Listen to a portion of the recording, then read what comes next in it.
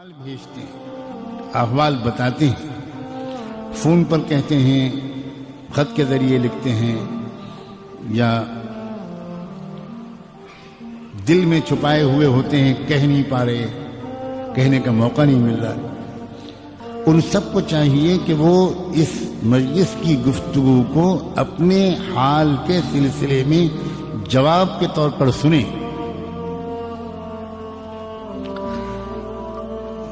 غور سے یہ بات سنیں کہ انسان جس گناہ میں پھنستا ہے، آسانی سے وہ اگر غور کرے تو سمجھ سکتا ہے کہ وہ کیا اسباب ہیں جن کی وجہ سے میں فلاں گناہ میں پھنس جاتا ہوں۔ کچھ گناہ وہ ہوتے ہیں، میرے نوجوان عزیز غور سے سنیں، کچھ گناہ وہ ہوتے ہیں جو تنہائی کی وجہ سے انسان جن میں مبتلا ہوتا ہے۔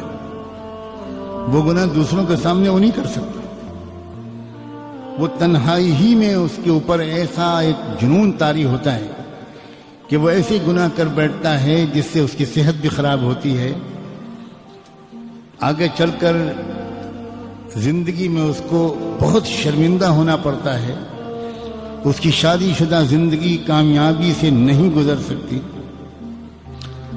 وہ بیچارہ اپنی بیوی کو سے آنکھ میں آنکھ ملا کے بات نہیں کر سکتا۔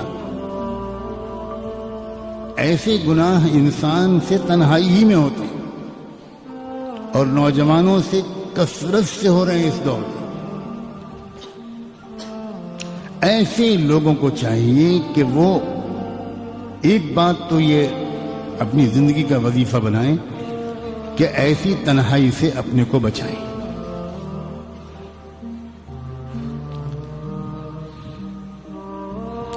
دوسرے، جس وقت ان کے دل میں اس طرح کی کسی بھی گناہ کا خیال آئے، ہمیشہ یاد رکھیں گناہ کا عمل بعد میں ہوتا ہے، گناہ کا خیال پہلے آتا ہے۔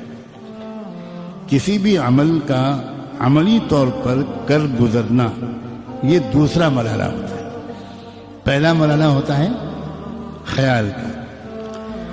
اگر پہلے ہی مرحلے پر انسان روک لے، کنٹرول کر لے، چوکنا ہو جائے تو یہ خیال عمل میں تبدیل نہیں ہو سکتا۔ اس خیال کو سے رکنے کا راستہ کیا ہے؟ فوری طور پر اپنے ارادے کی طاقت کو استعمال کر کے دوسرا خیال دماغ میں لایا جائے، یعنی اس خیال کو بدلا جائے۔ آدمی اٹھ کے بھاگ جائے، ایک دم آدمی اٹھ کے کھڑا ہو جائے، آدمی ایک دم قرآن مجید ہاتھ میں لے لے، الماری سے کتاب ہاتھ میں لے لے، تسبیح ہاتھ میں لے لے جو سامنے ٹنگی ہے، وہ اللہ تعالیٰ کو یاد کرنے لگے، درود شریف پڑھنے لگے، استغفار پڑھنے لگے۔ اگر وضو کی حالت میں تھا تو جلدی سے نماز کی نیت باندھ لے، لیکن کچھ نہ کچھ کرے،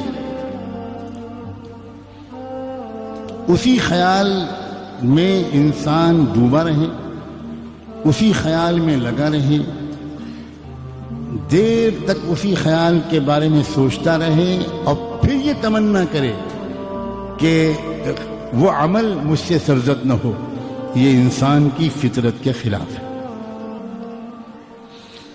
خیال عمل میں اپنے کو تبدیل کروا کر رہتا ہے، اگر آپ نے اس کو تھوڑی مہلت دے دی تو وہ پھر عمل میں تبدیل کروا کر رہتا ہے۔ وہ خیال کو بدلنا چاہیے، کسی بھی ترکیب سے خیال کو بدلنا چاہیے۔ حضرت یوسف علیہ السلام کو بھی خیال آیا تھا، ایسا نہیں ہے کہ ان کو خیال نہیں آیا تھا، اور انسان ایسا ہو ہی نہیں سکتا کہ اس کو خیال نہ آئے، لیکن یوسف علیہ السلام نے فوری طور پر فوراً اپنے خیال کو منتقل کیا اللہ کی پکڑ کی طرف، اللہ کی قدرت اور رحمت کی طرف، اور معاذ اللہ کہتے ہوئے بھاگے۔ یعنی انسان اپنی حالت کو بدلے، اپنی حیات کو بدلے، لیٹا ہوا ہے تو بیٹھ جائے، بیٹھا ہوا ہے کھڑا ہو جائے، بھاگے، نکلے باہر، اپنی جگہ بدلے، پوزیشن بدلے، مقام بدلے، ظاہری حیت بدلنے سے خیال کے بدلنے میں مدد ملتی ہے۔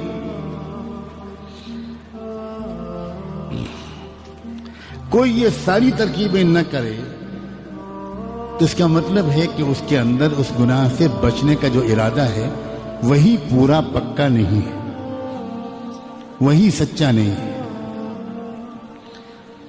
ابھی وہ اس گناہ کی نحوست کو سمجھ نہیں پایا، ابھی وہ اس گناہ کے نقصانات کو سمجھ نہیں پایا۔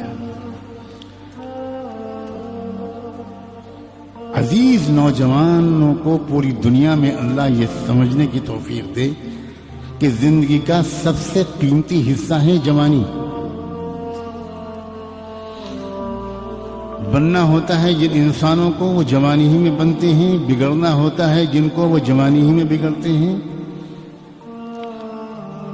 اگر یہ حصہ زندگی کا اسی میں وہ صحت ہوتی ہے، اسی میں وہ قوت ہوتی ہے کہ انسان اس میں زیادہ سے زیادہ نیک اعمال کر سکتا ہے، بڑھاپے کی معذوریاں مجبوریاں یہ تو تبھی معلوم ہوتی ہیں انسان کو جب خود بڑھاپا اس کے اوپر حاوی ہو جاتا ہے۔ اب اگر اس عمر کے اس منزل کو انسان نے گزار دیا ان گناہوں میں، تو سوائے اس کے کہ اس نے اپنے آپ کو دیمک لگوا لی اور اس نے اپنی صحت کا بھی تباہ کیا، چہرے کا نور بھی ختم ہو گیا، دماغ کی یادداشت بھی ختم ہو گئی، فیصلہ کرنے کی طاقت بھی جاتی رہی، صحیح غلط میں فرق کرنے کی استعداد بھی کمزور پڑ جاتی ہے، تو اپنے نفس کو سمجھائیں اور اس معاملے میں یعنی ترک معاصی کے معاملے میں، گناہوں کے چھوڑنے کے معاملے میں سنجیدہ بنیں۔ یہ جملہ حساس آدمی کے لیے بہت کافی ہے۔ جو انسان یہ کہتا ہے کہ مجھ سے گناہ چھوٹتے نہیں، شاید اس نے اپنے گناہوں کے چھوڑنے کا سچا ارادہ ہی نہیں کیا۔